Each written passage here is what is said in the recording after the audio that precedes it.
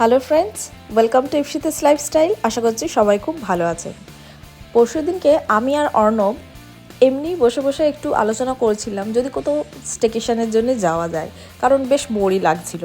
তারই মধ্যে আমার দাদা আর বৌদি ফোন করে বলল যে তোরা তো এখন মোটামুটি ফ্রি আছিস, তো যদি পসিবল হয় দীঘা চলে আয়, আমরা এসেছি। তো যেই না শুনেছি আমি আর অর্ণব তো বেরিয়েই পড়লাম দীঘার উদ্দেশ্যে। আমরা একদম ভোর ভোর বেরিয়েছিলাম 5টা নাগাদ। এসেই আমরা এখানে 8:45 নাগাদ পৌঁছে গেছি। রুমেতে চেক ইনও করা হয়ে গেছে, কারণ দাদারা এই হোটেলেই ছিল। তো সেখানে ওই জন্যে আমরা বলে দিয়েছিলাম যে আমরা আসছি। তো দাদা একটা সুন্দর দেখে রুম আমাদের জন্য বুক করে রেখেছিল, আর আমি সেই রুমেরই রুম ট্যুর আপনাদের সাথে শেয়ার করেছি। কারণ সিগালের রুমগুলো বেশ সুন্দর। আগেরবারে আমরা যখন এসেছিলাম আমরা কটেজে ছিলাম, তখন আমি ব্লগ না করাতে আমার কাছে কোনো রকম ফুটেজ নেই, নইলে সেটাও আমি শেয়ার করতাম আপনাদের সাথে। আর এখানকার ব্রেকফাস্ট নিয়ে তো কোনো কথা হবে না।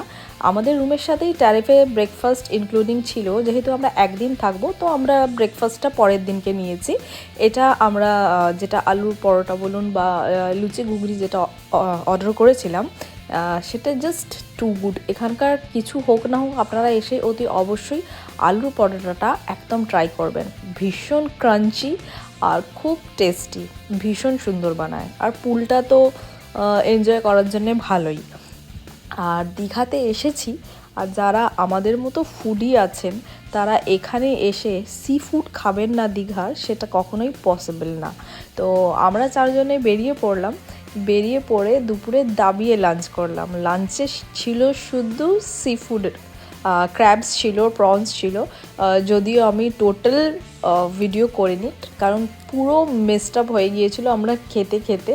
কারণ ক্র্যাব খেলে টেবিলের কি অবস্থা হয় আমরা সেটা সবাই জানি।